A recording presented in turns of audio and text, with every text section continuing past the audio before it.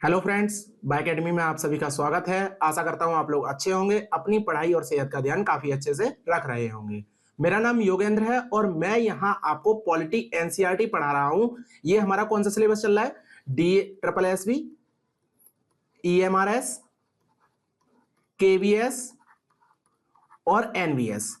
इन चार एग्जाम में TGT SST की जो भी तैयारी कर रहा है उनके लिए ये वाला हमारा सिलेबस चल रहा है। लोकतांत्रिक राजनीति भाग 2 हम देख रहे हैं, जिसका हमारा पहला चैप्टर चल रहा था। 3 वीडियोस हमारी आ चुकी हैं। ये हमारी अंतिम वीडियो है इस चैप्टर पे, चौथी वीडियो। इसमें हम क्या देखेंगे? इसमें हम केवल सत्ता की साझेदारी के रूप देखेंगे। इसके 4 पॉइंट थे जो हमने कल बता दिए थे कि ये 4 पॉइंट हमें देखने हैं, जिससे हमारा चैप्टर पूरा खत्म हो जाएगा। तो पावर शेयरिंग का ये लास्ट टॉपिक है और आपको ध्यान से देखना है, चारों टॉपिक को अच्छे तरीके से पढ़ना है और सारी वीडियोस आप देख लीजिए, जिससे आपका पहला चैप्टर कवर हो जाएगा। तो स्टार्ट करते हैं कि सत्ता की साझेदारी के रूप क्या हैं। सबसे पहले तो हमें यह पता होना चाहिए कि जब सत्ता की साझेदारी का कॉन्सेप्ट आया, पावर शेयरिंग का जब कॉन्सेप्ट आया, उससे पहले क्या था? उससे पहले के जो लोग थे, राजतंत्र, आपने देखा होगा राजतंत्र लोकतंत्र से पहले था। तो राजतंत्र में क्या होता था? राजतंत्र में सारी शक्तियां एक ही व्यक्ति के हाथ में हुआ करती थी। वही न्याय करता था, वही नियम बनाता था, वही लागू करता था और अगर कोई उन नियमों के विरुद्ध जाता है तो सजा देने का अधिकार किसे था? उसी व्यक्ति को था। तो ये किस तरह की व्यवस्था है? ये इस तरह की व्यवस्था है कि सारी शक्तियां एक व्यक्ति के हाथ में होनी चाहिए। ऐसा ही तो चल रहा था राजतंत्र में, यही होता है। और आज भी कहीं कहीं जहां आप देखेंगे, जैसे मैक्स को देखेंगे, ठीक है, शाह लोगों को देखेंगे, तो इनके पास क्या है? सारी शक्तियां हैं। यहां लोकतंत्र है ही नहीं। ये जो कॉन्सेप्ट है पावर शेयरिंग का, ये लोकतंत्र में आया। लोकतंत्र में क्यों आया? क्योंकि लोकतंत्र की एक विशेषता है कि लोकतंत्र में राज्य की सारी शक्तियां किनके हाथ में होनी चाहिए? लोगों के हाथ में होनी चाहिए। और अगर लोगों के हाथ में होगी सारी शक्तियां, तो वो क्या करेंगी? वो एक दूसरे से साझा करेंगी शक्तियां। यही कॉन्सेप्ट होता है पावर शेयरिंग का। तो शुरुआत में क्या माना जाता था कि जो सारी शक्तियां हैं वो किसी एक व्यक्ति के हाथ में होनी चाहिए, और अगर एक व्यक्ति के हाथ में नहीं होंगी, मतलब व्यक्ति या व्यक्तियों के समूह, कुछ लोगों ने अपना बना लिया प्लान कि ये सारी शक्तियां हम अपने पास रखेंगे, 8-10 लोग मिले और उन्होंने बना लिया। क्यों ऐसा सोचा? क्योंकि लोकतंत्र की एक नेगेटिव पॉइंट है। क्या नेगेटिव पॉइंट है? कि अगर ऐसा किया जाए कि अगर सारी शक्तियां अन्य लोगों के हाथ में बांट दी जाएं, तो क्या निर्णय आसानी से लिया जा सकता है? जो डिसीजन होगा वो इमीडिएटली मिल सकता है? ऐसा नहीं है। यही तो लोकतंत्र के नेगेटिव पॉइंट में हमने देखे थे। और उन्हें इंप्लीमेंट करना आसान होगा? ऐसा भी नहीं है। इंप्लीमेंट करना भी पॉसिबल नहीं है बहुत जल्दी, इमीडिएटली पॉसिबल नहीं है। धीरे धीरे करके होता है। जैसे कोई एक डिसीजन आया, हमारे यहाँ पे क्या होता है, जैसे कोई भी एक डिसीजन आया, वो पहले लोकसभा में गया, फिर राज्यसभा में गया, दोनों में पारित हो गया, उसके बाद राष्ट्रपति के पास गया, राष्ट्रपति ने भी उस पर मोहर लगा दी। उसके बाद अगर उसमें कोई कॉन्फ्लिक्ट आता है तो वो किसके पास जाएगा? न्यायपालिका के पास जाएगा। न्यायपालिका ने कह दिया नहीं ये तो गलत है, तो उस कॉन्सेप्ट को फिर से हटा दिया जाएगा। फिर से वो लोकसभा में जाएगा और लोकसभा में उसे संशोधित करके फिर से प्रस्तुत किया जाएगा। तो ये जो प्रोसेस है, ये प्रोसेस क्या हो रही है? क्योंकि एक व्यक्ति के हाथ में पावर नहीं है। पहले विधायिका कार्य करती है, फिर कार्यपालिका कार्य करती है, उसके बाद न्यायपालिका कार्य करती है। तो यहां पर शक्तियों का बंटवारा देखने को मिल रहा है, ठीक है। और इसी वजह से, शक्तियों के बंटवारे की वजह से, हमारा कोई भी एक डिसीजन है उसे इमीडिएटली लागू करना या फिर इंप्लीमेंट करना आसान नहीं है। तो अब आप समझ गए कि लोकतंत्र की जो कमी थी, उस कमी को खत्म करने की बात की जाती है कि सत्ता के साझेदारी मत करिए आप, पावर शेयरिंग मत करिए आप, एक व्यक्ति के हाथ में सत्ता रहने दीजिए। वो जल्दी जल्दी डिसीजन लेगा, डिसीजन लेके जल्दी जल्दी इंप्लीमेंट करेगा उसका। यही तो होने वाला था। लेकिन अगर लोकतंत्र की बात करें तो लोकतंत्र में क्या है कि जनता ही सारी राजनीतिक शक्तियों का स्रोत होता है। इसी वजह से जो भी संस्थाएं हैं जो काम कर रही हैं, उसमें लोग स्वशासन के द्वारा ही संस्थाओं का काम चलाते हैं और उनसे ही लोगों के जो विचार हैं या समूह हैं, समूह के जो विचार हैं, उनका सम्मान दिया जाता है। सम्मान कैसे मिलेगा? क्योंकि अगर कोई समूह है, मान लीजिए न्यायपालिका है, न्यायपालिका को हम ये मानते हैं कि कोई भी डिसीजन अगर न्यायपालिका ने लिया तो उसे इंप्लीमेंट किया जाना बहुत जरूरी है पूरे देश में। अब कोई भी एक व्यक्ति अगर न्यायपालिका की अवमानना करता है, ठीक है, तो क्या उसके लिए कुछ नहीं किया जाएगा? ऐसा नहीं है, अगर आप न्यायपालिका की अवमानना करेंगे तो आपको दंडित किया जाएगा। क्यों? क्योंकि न्यायपालिका कभी भी गलत रास्ते पर नहीं चल सकती है। लेकिन प्रशासनिक मामले में न्यायपालिका की भूमिका कम हो जाती है, विधायिका की भूमिका बढ़ जाती है। विधायिका विधि बनाकर तय कर सकती है कि न्यायपालिका में किस तरह का प्रशासन होना चाहिए। यह भी आपने पॉलिटी के आर्टिकल में देखा था, जब हमने 9th क्लास का पढ़ाया था तब उसमें थोड़ा सा बताया था ना हमने न्यायपालिका के बारे में। अभी न्यायपालिका का चैप्टर बहुत अच्छे से पढ़ेंगे तो आपको वहां पर क्लियर हो जाएगा।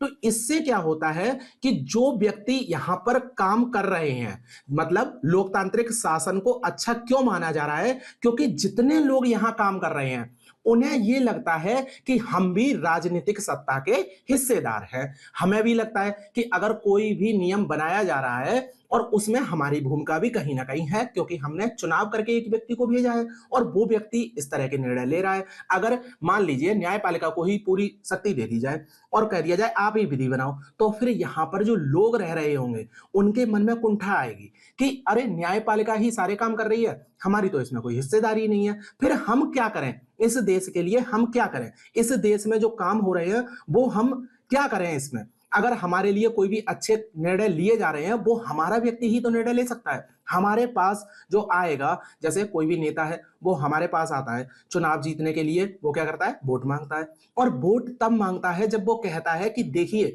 हम आपके लिए ये काम करेंगे। तो लोकतंत्र क्या है, लोकतंत्र की एक पॉइंट मैंने बताई थी, लोकतंत्र क्या है, अपनी पूरी पावर किसी एक व्यक्ति को दे देना, लेकिन उसके मुंह से अपने मन की बात सुनने के बाद। यह बात हमने 9th क्लास के पहले चैप्टर में पढ़ा था, यही वाला पॉइंट था। तो हम क्या कर रहे हैं, हम अपनी पावर तो दे रहे हैं किसी एक व्यक्ति को, लेकिन कब दे रहे हैं, जब उसने कह दिया कि भाई हम तुम्हारे लिए अच्छा काम करेंगे, तब हम उसे पावर दे रहे हैं। ऐसा नहीं है कि हमने पावर दे दी उस व्यक्ति को लेकिन वो अपने मन से काम करना शुरू करते। इसी वजह से कहा जाता है कि सत्ता के साझेदारी में सभी व्यक्तियों का हाथ होता है, सभी को हिस्सेदारी मिलती है। सभी लोग हैं जो नागरिक हैं, उन नागरिकों को ऐसा लगता है कि कोई भी निर्णय लिया जा रहा है, कोई भी फैसला लिया जा रहा है, वो हमारे साथ मिलकर ही फैसला लिया जा रहा है, हमारे विचारों को उसमें ऐड किया जा रहा है। तो ये लोकतंत्र के बारे में बात की जाती है। तो आधुनिक लोकतंत्र में क्या है, जो सत्ता की साझेदारी है उन्हें कई रूपों में देखा जा रहा है और उसके कुछ एग्जाम्पल है। क्या क्या एग्जाम्पल है, सत्ता की साझेदारी अब केवल हमारे देश में है, जैसे विधायिका, कार्यपालिका, न्यायपालिका है, ये जो सत्ता का बंटवारा है ऐसा हमारे देश में देखा जाता है। तो क्या इसी प्रकार का बंटवारा पूरे राष्ट्र में देखा जाता है, सब जगह पर देखा जाता है, सभी राष्ट्र में ऐसा ही देखा जाता है, पूरे विश्व में ऐसा नहीं है। कहीं कहीं सत्ता का बंटवारा किसी अन्य प्रकार से होता है, कहीं कहीं किसी अन्य प्रकार से होता है। तो यही हम उदाहरण देखने वाले हैं। पहला ही एग्जाम्पल है कि जो शासन के विभिन्न अंग हैं, विधायिका, कार्यपालिका, न्यायपालिका, ठीक है, इन सब में क्या होता है, सत्ता का बंटवारा होता है। किन किन के बीच में, लेजिस्लेचर, एग्जीक्यूटिव और जुडिशरी। ये पहला पॉइंट है। सत्ता का बंटवारा किस किस में होगा, विधायिका, कार्यपालिका और न्यायपालिका में। और ये वाला जो बंटवारा है उसे हम क्षैतिज वितरण कहते हैं, ठीक है, हॉरिजेंटल डिस्ट्रीब्यूशन कहते हैं। हॉरिजेंटल डिस्ट्रीब्यूशन क्या होता है, मान लीजिए आपने कोई भी काम करना शुरू किया और उस काम में आपको क्या करना है, कोई भी एक निर्णय लेना है, एक निर्णय लेना है और व्यक्ति आपने ले लिए 20, ठीक है, 20 व्यक्ति हैं। आपने इस तरह से 20 व्यक्तियों को रखा कि 5 व्यक्ति यहां, 6 व्यक्ति यहां, 9 व्यक्ति यहां। ये मान लीजिए आपके 20 व्यक्ति हो गए, एक ही लाइन में है। अब आपने कहा एक निर्णय लीजिए और इस निर्णय को लेने की शक्ति इसके पास, इसके पास और इसके पास, 3 ग्रुप बनाए और तीनों ग्रुप के पास बराबर बराबर है। तो अब क्या कर रहे हैं, शक्तियों का बंटवारा बराबर बराबर है एक ही निर्णय को लेने के लिए। तो ये वाली जो शक्ति होती है, यहां पर किसी भी ग्रुप को कमतर नहीं आंका जा रहा और किसी भी ग्रुप को ज्यादा नहीं बताया जा रहा कि इसके पास शक्ति ज्यादा है, इसके पास शक्ति कम है। ये होता है शक्ति का क्षैतिज बंटवारा। क्षैतिज का मतलब क्या है, हॉरिजेंटल, ऐसे करके लाइन होती है ना, और उसे इस तरह से विभाजित करो, तो ये हॉरिजेंटल बंटवारा हो गया, ठीक है। अब इस ग्रुप का निर्णय कोई लिया, उस निर्णय को ये वाला कॉन्फ्लिक्ट दे सकता है, ये वाला ग्रुप भी क्या कर सकता है, उस पर कॉन्फ्लिक्ट कर सकता है कि भाई नहीं, आपका ये वाला जो आपका निर्णय है वो सही नहीं है। दूसरे ग्रुप ने जो निर्णय लिया वो भी इसी तरह से होगा, ये वाला ग्रुप कॉन्फ्लिक्ट कर सकता है, ये वाला ग्रुप भी कर सकता है। तो इस तरह से क्या हो रहा है, कोई भी निर्णय अगर ले रहा है कोई एक ग्रुप और उसके निर्णय पर दूसरा व्यक्ति सवाल उठा सकता है, अगर उसे सवाल उठाने की शक्ति मिली है तो उसे कहेंगे क्षैतिज बंटवारा।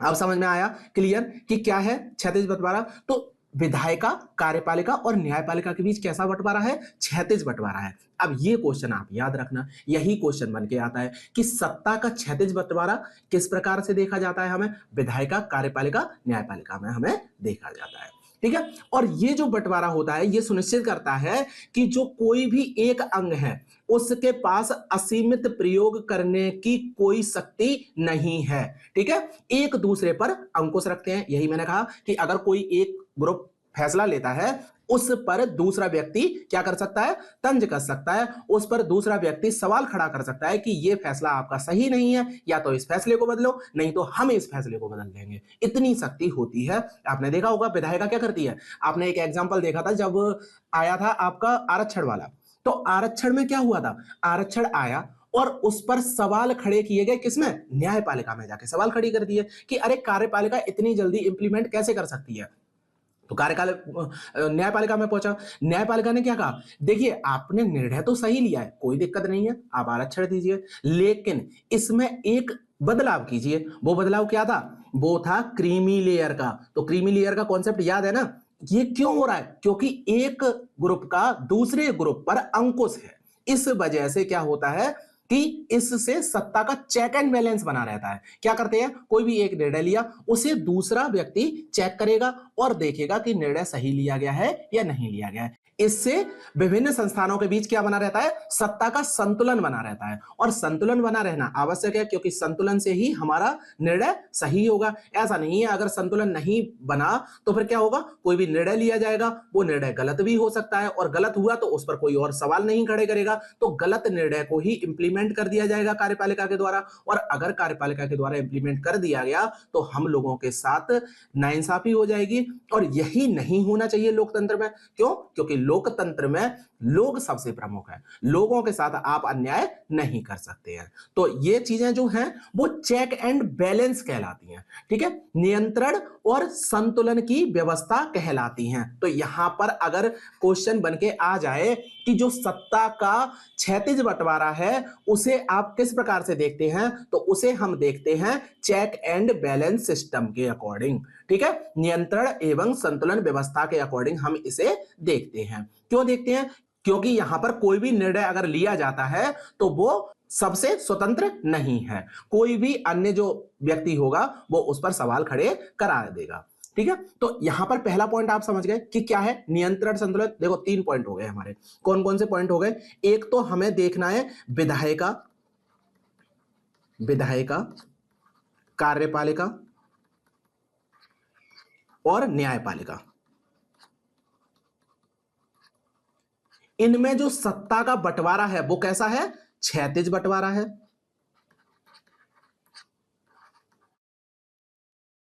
और इसे हम क्या कहते हैं? नियंत्रण एवं संतुलन की व्यवस्था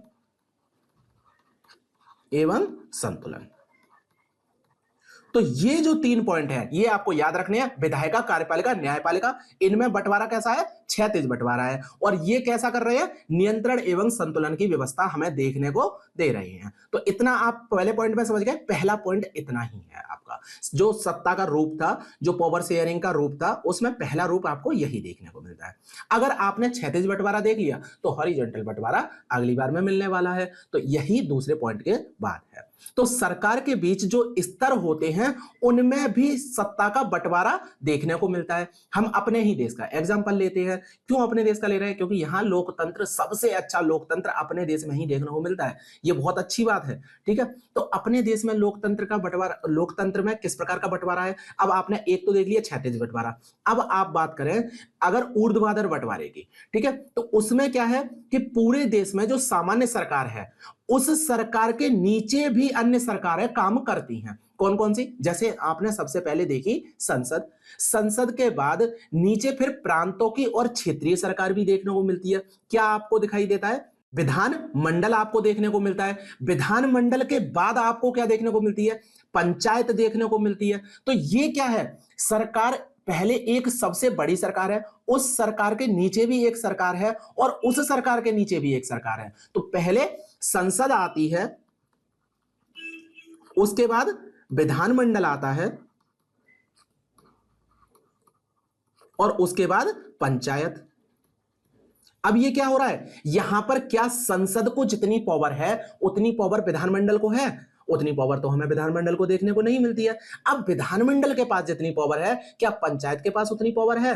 पंचायत के पास भी उतनी पावर नहीं है जितनी विधानमंडल की पावर है। तो यही होता है ऊर्ध्वाधर बंटवारे की, मतलब एक ही निर्णय पर। अब पहले क्या हो रहा था? पहले हमने इस पॉइंट पर बात करें कि यहां पर एक निर्णय हो रहा है, इस निर्णय को लेने का अधिकार तीनों लोगों को है। ठीक है, हमने 3 ग्रुप बनाए और तीनों ग्रुप के पास है। अब हमने क्या किया, 20 लोग थे, उनको इस तरह से बांटते हैं। पहले हमने कर दिए 9 लोग, दूसरे हमने कर दिए 6 लोग और तीसरे हमने कर दिए 5 लोग। ठीक है, अब यहां पर एक निर्णय कोई भी आया, कोई भी एक निर्णय आया, उस निर्णय को लेने का अधिकार क्या 9 को जितना है उतना 6 को होगा, उतना 6 को नहीं होगा। दूसरा निर्णय जो होगा उसमें 6 को निर्णय लेने का अधिकार होगा और उस निर्णय पर 9 भी निर्णय ले सकता है। और तीसरा जो कोई भी एक नया फैसला लेना है हमें, उस पर 5 लोगों को अगर निर्णय लेने का फैसला होगा तो इस पर 6 भी फैसला ले सकता है और 9 भी फैसला ले सकता है। मतलब अब सिंपल भाषा में सुनिए, कोई भी एक निर्णय लेना है, मान लीजिए कि किसी एक स्टेट का, कोई एक स्टेट है, उस स्टेट की जो बाउंड्री है उस बाउंड्री को बदलना है, उत्तर प्रदेश की बाउंड्री को बदलना है या फिर उत्तर प्रदेश के 2 टुकड़े करने हैं। मान लीजिए उत्तर प्रदेश के 2 टुकड़े करके 2 राष्ट्र, 2 प्रांत बनाने हैं। उन प्रांतों को बनाने का अधिकार किनके पास है? क्या विधानमंडल के पास है? क्या पंचायत के पास है? नहीं है, केवल 9 ही इनका निर्णय ले सकता है। मतलब संसद के पास ही ऐसी शक्ति है, किसी और के पास ऐसी शक्ति नहीं है। अब बात करते हैं करों के बंटवारे की। तो आपने देखा होगा कर जो लेते हैं, अब तो जीएसटी लग गया, जीएसटी से पहले जो करों की व्यवस्था थी उसमें हम क्या करते थे? हमने बैट देखा होगा। तो बैट एक कर था। आपने चुंगी देखा है? चुंगी जो कर था, उस चुंगी को लेने का अधिकार किनके पास था?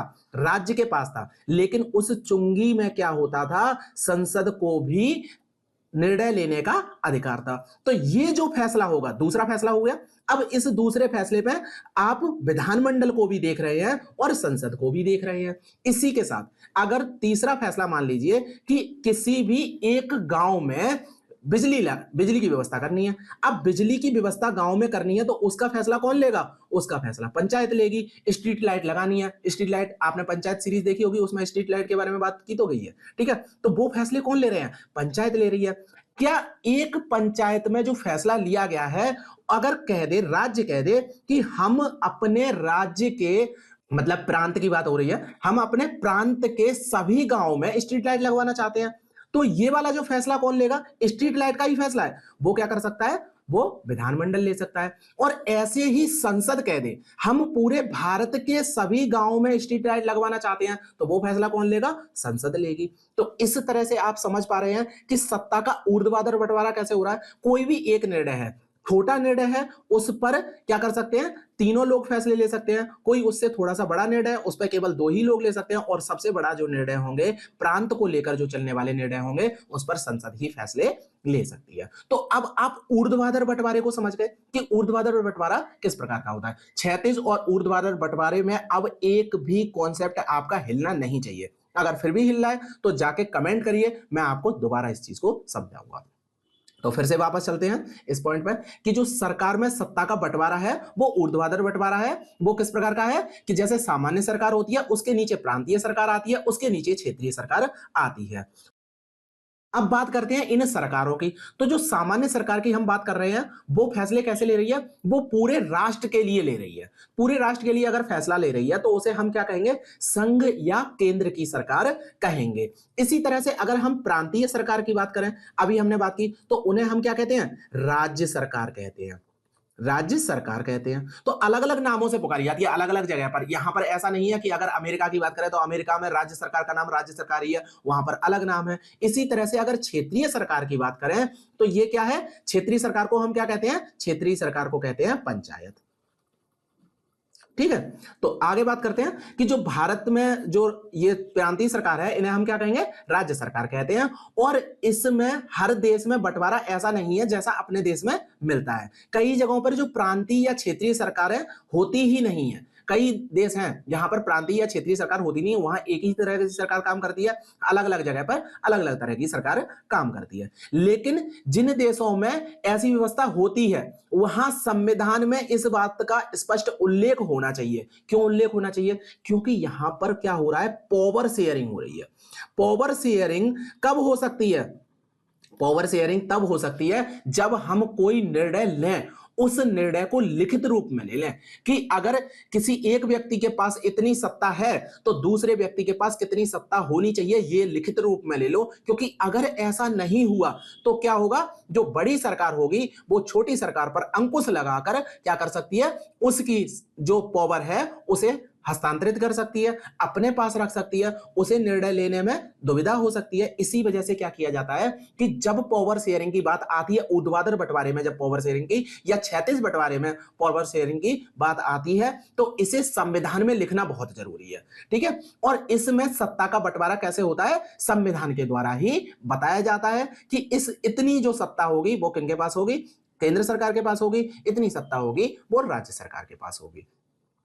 आगे बात करें कि जो बेल्जियम में क्या हुआ था, यही जो एग्जांपल दिया गया है, इतना जो एग्जांपल था वो बेल्जियम में कैसा किया था, बेल्जियम में सत्ता का बंटवारा कर दिया गया था, सत्ता का हस्तांतरण कर दिया गया था। क्या श्रीलंका में ऐसा हुआ था, श्रीलंका में ऐसा हमें देखने को नहीं मिला। इसीलिए श्रीलंका में क्या देखने को मिला, गृह युद्ध देखने को मिला। ठीक है, और राज्य सरकार के नीचे के जो स्तर की सरकारें होती हैं उनमें और भी तरह की व्यवस्थाएं पाई जाती हैं, जैसे नगर पालिका पाई जाती है, पंचायतें पाई जाती हैं। कहीं कहीं नगर पालिका आपने देखने को मिली होगी, कहीं पंचायत देखने को मिली होगी, और इसे ही हम क्या कह रहे हैं, ऊर्ध्वाधर बंटवारा कह रहे हैं। तो अब आप समझ गए दूसरा पॉइंट पूरा क्लियर रूप से। अब तीसरे पॉइंट की बात करते हैं। आपने बेल्जियम का जब एग्जांपल देखा था तो बेल्जियम में हमने एक बात करी थी, और वो कौन सी थी, कम्युनिटी गवर्नमेंट की बात की थी। क्या कम्युनिटी गवर्नमेंट की बात आपने इससे पहले कभी अपने संविधान को पढ़ते हुए सुनी थी? ऐसा हो ही नहीं सकता, क्योंकि हमारे यहां पर कम्युनिटी गवर्नमेंट जैसी बात होती ही नहीं है। तो अब हमें कैसा बंटवारा देखने को मिल रहा है, तीसरे तरह के अगर बंटवारे की बात करें हम, तो यहां पर क्या होगा, यहां कई तरह के समूह हैं। ठीक है, जैसे एक समूह मान लीजिए हिंदू है, दूसरा समूह कैसा है, मुस्लिम है, मुसलमान, तीसरा सिख है, चौथा ईसाई है। ठीक है, ये सभी लोग उत्तर प्रदेश में रह रहे हैं, एक जगह पर रह रहे हैं। अब इनके कुछ निर्णय होंगे, कुछ प्रमुख फैसले होंगे, उन्हें कौन लेगा, प्रमुख फैसलों को जिनका हित राष्ट्र से जुड़ा हुआ है उन्हें कौन लेगा, संसद लेगा। संसद इनके लिए निर्णय बनाएगा। कैसे, समानता के अधिकार, हिंदू मुस्लिम सिख ईसाई को समानता के अधिकार कौन दिलवाएगा, संसद दिलवाएगी। अगर हम इनकी स्वतंत्रता के अधिकार की बात करें तो कौन दिलवाएगा, संसद दिलवाएगी। अगर मान लीजिए हिंदू मुस्लिम में कॉन्फ्लिक्ट होता है और नॉर्मल वे पर कॉन्फ्लिक्ट होता है तो वो कौन करेगा, विधानमंडल करेगी। और इसके बाद एक सरकार और बना दी जाए, वो क्या करे, अगर इनकी संस्कृति की रक्षा की बात करें, संस्कृति, भाषा और धर्म की रक्षा की बात करें, क्या अपने यहां पर इस तरह की रक्षा की बात की जाती है, भाषा और संस्कृति की रक्षा की तो बात की जाती है, लेकिन इनके धर्म की रक्षा की बात हमारे यहां पर नहीं मिलती है। धर्म स्वतंत्र है हमारे यहां पर, लेकिन धर्म की रक्षा की बात हमें देखने को नहीं मिलेगी। तो संस्कृति और भाषा हमने कहां पर देखी थी, आर्टिकल 29, 30 में देखी थी हमने। 25 to 28 तक धर्म की रक्षा की बात देखी थी, लेकिन ये निर्णय कौन ले रहा है, संसद ले रही है। अब इस तरह के जो निर्णय हैं, संस्कृति भाषा धर्म की रक्षा की बात करने के जो निर्णय हैं, उनके लिए एक अलग सरकार बना दी जाए। तो उसे हम क्या कहेंगे, उसे कहेंगे कम्युनिटी गवर्नमेंट। अब आपको समझ में आया, ये जो कम्युनिटी गवर्नमेंट होगी ये किस तरह की होगी, हिंदू के लिए अलग कम्युनिटी गवर्नमेंट होगी, मुस्लिम के लिए अलग होगी, सिख के लिए अलग होगी, ईसाई के लिए अलग होगी। ये चारों कम्युनिटी गवर्नमेंट अलग अलग होगी, अलग अलग धर्म के हिसाब से। अब धर्म के हिसाब पे मैंने बात की, हम क्या करें, हिंदी भाषा को ले लें, हिंदी भाषा को ले लें, इसके साथ साथ अंग्रेजी को ले लें, अंग्रेजी भाषा को ले लें, इसके साथ साथ हम तमिल भाषा को ले लें। ये तीन भाषाएं हमने ले ली, हमारे देश में बोली जाती हैं। अब इन भाषाओं के लिए भी कम्युनिटी गवर्नमेंट बना दी जाए। अब कम्युनिटी गवर्नमेंट में भी ये देखा जाता है कि जैसे हिंदू हैं, कई सारे हिंदू हैं, वो हिंदी भाषा को बोलते हैं, तो एक कम्युनिटी गवर्नमेंट बना दी जो हिंदू के लिए होगी और हिंदी भाषा के लिए होगी। अब समझ में आया कम्युनिटी गवर्नमेंट क्या है। ये गवर्नमेंट इस तरह से काम करेगी कि एक ही संस्कृति या भाषा के लिए एक ही कम्युनिटी गवर्नमेंट होगी और उसके उत्थान के लिए वही काम करेगी। इसमें संसद या विधानमंडल हस्तक्षेप नहीं करेगा। अब समझ में आया किस तरह के निर्णय हो रहे हैं। और तीसरे प्रकार का जो बंटवारा है वो किस प्रकार का है, कम्युनिटी गवर्नमेंट का बंटवारा है। और यहां पर लिखा है, ये देखिए बेल्जियम, बेल्जियम में हमने बोला था सबसे पहले सामुदायिक सरकार, कम्युनिटी गवर्नमेंट की बात की गई थी। और ये क्या करते हैं, इसमें जो संविधान और कानून है वो किस प्रकार के प्रावधान करेंगे, कमजोर समुदाय जैसे महिलाएं हैं, बच्चे हैं, इनके लिए प्रशासन में हिस्सेदारी बढ़ाने की बातें की जाती हैं, प्रशासन में इनको समान रूप से जगह मिले। हमें एक और अच्छा एग्जाम्पल मिला था, वो क्या था, लेबनान का। लेबनान का एग्जाम्पल हमने देखा था, उसमें हमने क्या किया था, उसमें देखा था कि मुसलमानों के लिए और ईसाइयों के लिए अलग अलग व्यवस्थाएं कर दी गई थी कि वहां पर कोई भी एक जगह पर एक ही तरह का व्यक्ति शासन कर सकता है। अब समझ में आया आपको कि किस तरह का बंटवारा है ये कम्युनिटी गवर्नमेंट का। ये इस तरह का बंटवारा है जहां पर कमजोर जो लोग हैं, जिनकी संस्कृति या भाषा की रक्षा नहीं की जा सकती है, उनके लिए कम्युनिटी गवर्नमेंट बनाइए और वो गवर्नमेंट क्या करेगी, उनके उत्थान के लिए ही काम करेगी। अब इस तरह की जो व्यवस्था है वो क्या करेगी, वो उन लोगों को ऐसा नहीं महसूस होने देगी, जैसे आपने तमिल लोगों को देखा होगा। श्रीलंका में तमिल लोगों के साथ क्या हुआ था, सिंहली जो भाषी थे उन्होंने तमिल भाषी लोगों को कमतर आंक दिया और वहां के लोगों के बीच में, तमिल लोगों के बीच में क्या आ गई, कुंठा आ गई। वो लोग अपने ही राष्ट्र से अलग थलग महसूस करने लगे, उन्हें लगने लगा कि ये तो देश हमारे लिए कोई काम कर ही नहीं रहा है, हम इस देश के हैं या नहीं है यही हमें समझ में नहीं आता है। तो इस तरह की कुंठा ना पैदा हो, इस तरह की बातें दिमाग में ना आए, इसी वजह से ऐसी व्यवस्था लाई जाती है जो लोगों को अपने ही देश से अलग थलग महसूस ना होने दे। और अल्पसंख्यक समुदायों को भी इसी तरीके की सत्ता में उचित हिस्सेदारी दी जाती है। अल्पसंख्यक समुदायों के लिए इस तरह के निर्णय लिए जाते हैं। हमारे यहां पर इस तरह की व्यवस्था कहां है, हमारे यहां पर कहां है, 29 और 30 में दी गई है इस तरह की व्यवस्था। अलग से कम्युनिटी गवर्नमेंट नहीं है, लेकिन हमने अल्पसंख्यकों की रक्षा के लिए, अल्पसंख्यकों की रक्षा में क्या क्या हमने बात की थी, संस्कृति और भाषा की रक्षा के लिए, संस्कृति और भाषा की रक्षा के लिए हमने बात की थी ना।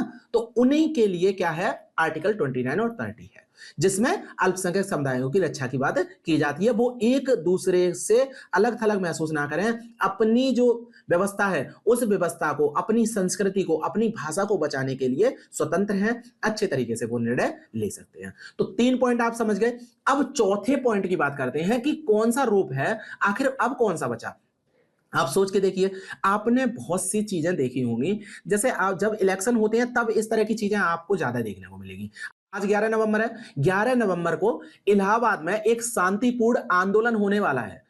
वो आंदोलन किसके लिए हो रहा है, वो हो रहा है यूपीपीसीएस के एग्जाम के लिए। तो वो आंदोलन किस प्रकार का है, शांतिपूर्ण आंदोलन है। अब सत्ता के बंटवारे में जिस आंदोलन किस तरह की भूमिका निभाते हैं, आंदोलन के साथ एक शब्द का और प्रयोग किया जाता है, उसे हम कहते हैं दबाव समूह। जैसे आपने वेल, सेल, इफको, इस तरह की बड़ी बड़ी कंपनियां हैं वो देखने को मिल रही होंगी। वो क्या करती हैं, वो दबाव समूह के रूप में काम करती हैं। तो ये किस तरह से प्रभावित करते हैं, ये भी सत्ता को नियंत्रित और प्रभावित करने के तरीके अपनाते हैं, जिसमें शांतिपूर्ण दावेदारी होनी चाहिए।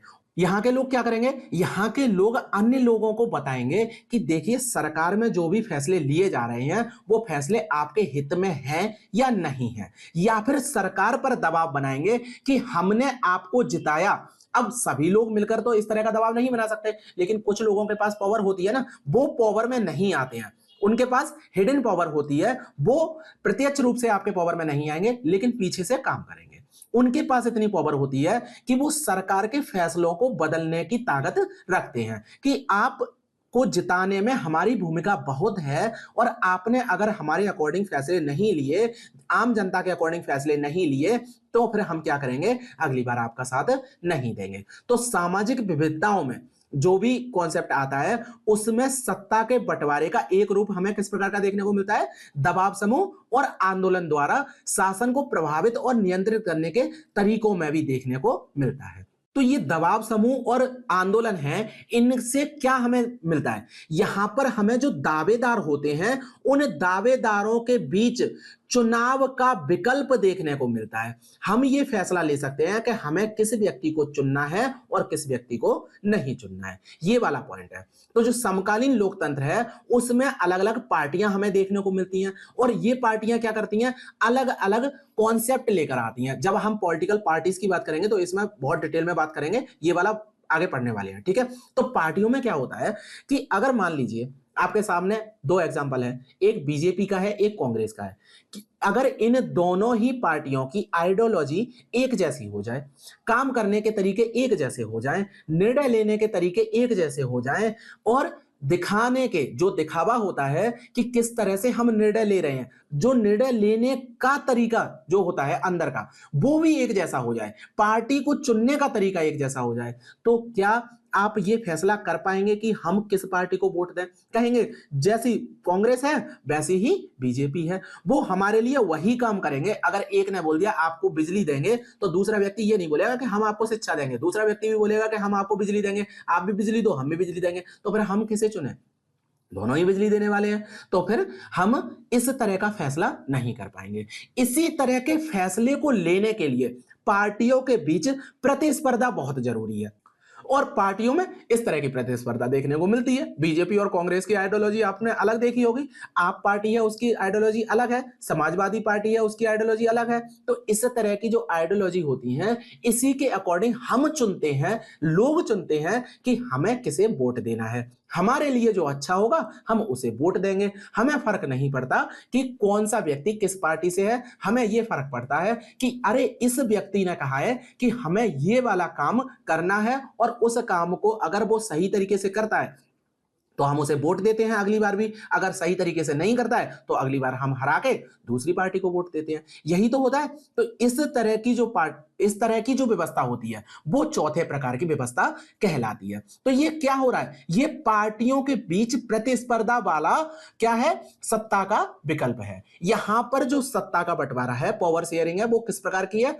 वो पार्टियों को प्रतिस्पर्धा देने की पावर देती है कि आप क्या करिए, आप अपनी आइडियोलॉजी लेकर आइए, आप एक समूह बनाइए, उस समूह की एक आइडियोलॉजी बनाइए और उस आइडियोलॉजी को बनाने के लिए आप स्वतंत्र होंगे और देश में अगर आप जीतकर आते हैं, आपकी सरकार बनती है तो आप उसके अकॉर्डिंग काम करेंगे। आप समझ में आया चौथा पॉइंट।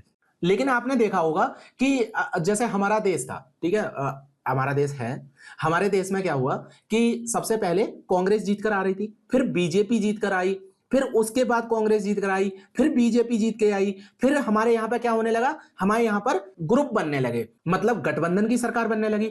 तो इस तरह क्या हो रहा है, धीरे धीरे करके पार्टियां बदलती रहती हैं और इनकी विचारधाराएं भी बदलती रहती हैं। जब कोई एक पार्टी आती है तो उसकी विचारधारा अलग होती है। क्या कांग्रेस की विचारधारा वही है जो स्वतंत्रता के तुरंत बाद जो कांग्रेस थी वो उसकी विचारधारा थी?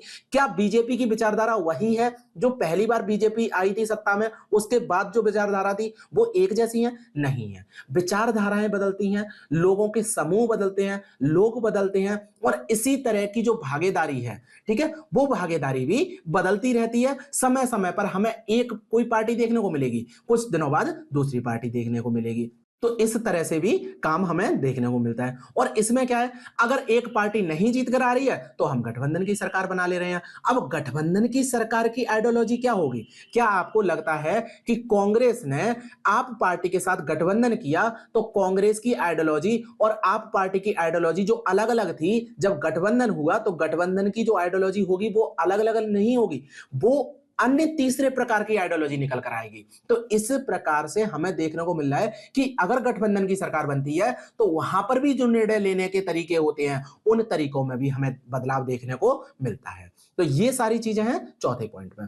तो लोकतंत्र में हम व्यापारी, उद्योगपति, किसान, जो औद्योगिक मजदूर हैं, इन इकाइयों के भी हम संगठन देखते हैं। जैसे किसान आंदोलन हुआ, अभी आपने देखा होगा पंजाब में किसान आंदोलन हुआ, कितना बड़ा आंदोलन था, आपने देखा। तो ये क्या है, ये आंदोलन कर रहे हैं, अपने हित के लिए भी काम करते हैं कि अगर सरकार हमारे हित के लिए काम नहीं करेगी तो हम सरकार को गिराने में कोताही नहीं बरतेंगे, हम सरकार को गिरा सकते हैं। तो क्या मिला, पार्टियां मिली, चौथे पॉइंट में हमें पार्टीज मिली, पार्टीज की आइडियोलॉजी अलग होगी। उसके बाद कुछ दबाव समूह हमें मिले, आंदोलनकारी हमें मिले।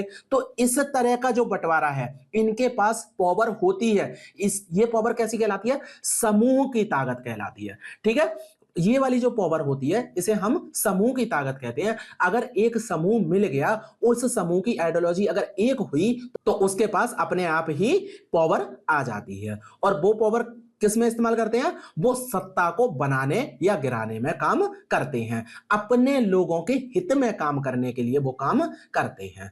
तो इस तरह के जो 4 पॉइंट थे वो हमने आज की वीडियो में देख लिए। अब पावर शेयरिंग पे 3-4 क्वेश्चन आ चुके हैं, वो वाले क्वेश्चंस मैं अगली वीडियो में कराऊंगा और उसके बाद दूसरा चैप्टर शुरू करूंगा। 3-4 क्वेश्चन मैं आपको दिखा दूंगा कि देखिए ये क्वेश्चन है, क्योंकि ये वीडियो काफी लंबी होने वाली है और ये सही नहीं है इतना, 30 मिनट हमारे लिए बहुत होता है, ज्यादा होना दिक्कत हो जाएगी। ओके, तो आज के लेक्चर में बस इतना ही रखते हैं। लेक्चर पसंद आ रहे हैं तो लाइक करिए, लोगों के साथ शेयर जरूर कीजिए। आप अगर शेयर करेंगे मेरी कंटिन्यूटी बनी रहेगी, और अगर कंटिन्यूटी को बनाना चाहते हैं तो देखिए शेयर जरूर कीजिए, मुझे भी अच्छा लगेगा ना। मेरी ऊर्जा कहां से मिल रही है, आप लोगों से मिल रही है। कमेंट करिए, लाइक करिए। आप लाइक किए बिना जा रहे हैं, आप देख रहे हैं वीडियो को, लाइक नहीं कर रहे हैं, ये तो गलत बात है ना। आपको अगर पसंद नहीं आ रहा, मैं कह रहा हूं आप डिसलाइक करिए, डिसलाइक तो करिए, मुझे पता तो चले कि आपको पसंद आ रहा है या नहीं आ रहा है। तो इस तरह की बातें अगर आप मुझसे शेयर करेंगे तभी मुझे अच्छा लगेगा कि अच्छी लग रही है वीडियो या अच्छी नहीं लग रही है। आप एक एक चीज बताते हैं, मैं उस पर काम कर रहा हूं। अगर नहीं कर रहा हूं तो आप अभी कमेंट करके मुझे बताइए कि सर मैंने इस पॉइंट पर बात की थी और आप काम नहीं कर रहे हैं। ओके, तो मैं भी आपके लिए काम कर रहा हूं, आप भी मेरे लिए थोड़ा सा काम करिए, लोगों के साथ शेयर कीजिए। 4 लोगों को भी अगर आप बढ़ाएंगे तो बहुत हो जाएगा। ओके, तो आज के लेक्चर में इतना ही। Thank you very much.